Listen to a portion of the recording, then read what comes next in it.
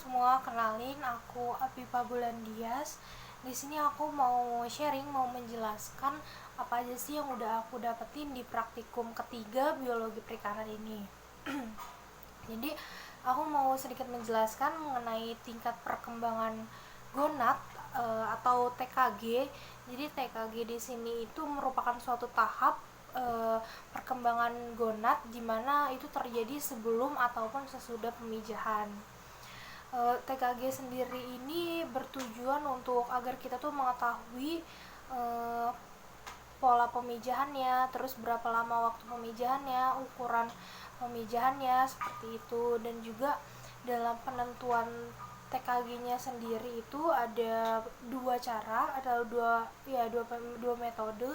Yang pertama itu secara morfologi dan secara histologi. Untuk yang secara morfologi itu jadi kita mengamati berdasarkan visualnya secara langsung. Biasanya metode ini tuh digunakan oleh peneliti untuk ikan yang ukuran gonadnya tuh besar-besar. Kelebihan dari metode ini yaitu praktis dan efisiensi waktu. Sedangkan kekurangannya itu tingkat ketelitiannya itu rendah. Sedangkan untuk histologi, jadi dia tuh pengamatannya berdasarkan ini perkembangan selnya. Jadi harus semacam pakai mikroskopis gitu. Biasanya digunakan untuk ikan-ikan yang ukuran gonadnya itu kecil. Kelebihan dari metode ini yaitu lebih teliti dalam pengamatannya, namun kekurangannya ini tidak efisien waktu karena ribet gitu, memakan waktu banyak.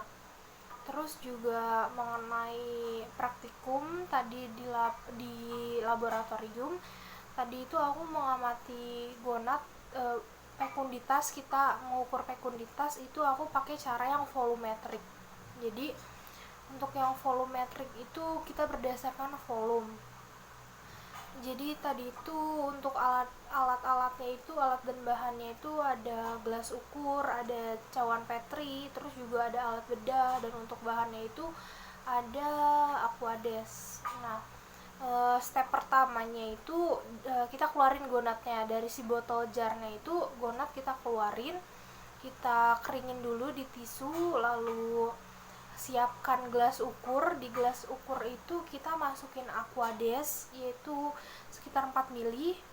Nah, setelah udah kita masukin nih si gonad yang masih utuh ini, kita masukin ke gelas ukurnya. Nah, kita lihat selisih antara si volume aquades tadi kan 4 ml ya kita masukinnya.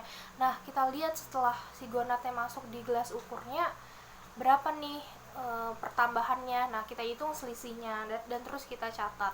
Dan selepas itu kita keluarin lagi gonadnya, kita potong jadi 3. Tadi itu ada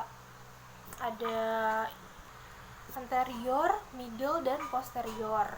Nah, setelah kita bagi tuh gonadnya jadi 3 bagian, kita ulangin kayak step awal tadi. Yang gelas ukur kita masukin 4 ml, terus kita masukin pertama tuh bagian anterior, terus kita ukur tuh selisihnya. Nah, selisih volumenya dari sebelum pemasukan si gonad dengan sesudahnya. Kita ulangi step kayak gini tuh untuk di middle dan juga posterior. Dan kalau sudah dapet tuh volumenya, kita catat di lembar kerjanya. Terus juga ada tahap dalam penghitungan telurnya. Jadi si telurnya yang udah jadi 3 bagian itu kan kita taruh nih di cawan Petri. Nah, di cawan Petrinya tuh kita kasih aquades 10 ml. Nah, setelah dikasih aquades 10 ml itu kita urai tuh gonadnya sampai si telur-telurnya tuh memisah. Dan terus kita hitung telurnya itu per bagian. Kita hitungnya itu menggunakan counter, jadi kita tinggal klik-klik aja. Dan setelah 3 bagian itu kita urai, kita hitung telurnya, kita catat. Nah, setelah dicatat kan ketemu tuh VSG-nya, PGT-nya, dan juga T-nya. Kita hitung rata-ratanya. Setelah dihitung rata-ratanya, rata-rata PSG-nya, rata-rata telurnya, kita masuk ke rumus fekunditas. Di fekunditas itu karena kita pakainya volumetrik, rumusnya itu VGT dibagi PGC dikali sigma T, dimana tadi tuh aku dapet VSG-nya itu, VSG rata-ratanya itu aku dapat 0,1, lalu sigma T-nya aku dapat 521, dan juga fekunditasnya setelah dihitung-hitung aku dapat 1042. Mungkin sekian sharing mengenai materi praktikum ketiga ini, kurang lebihnya mohon maaf.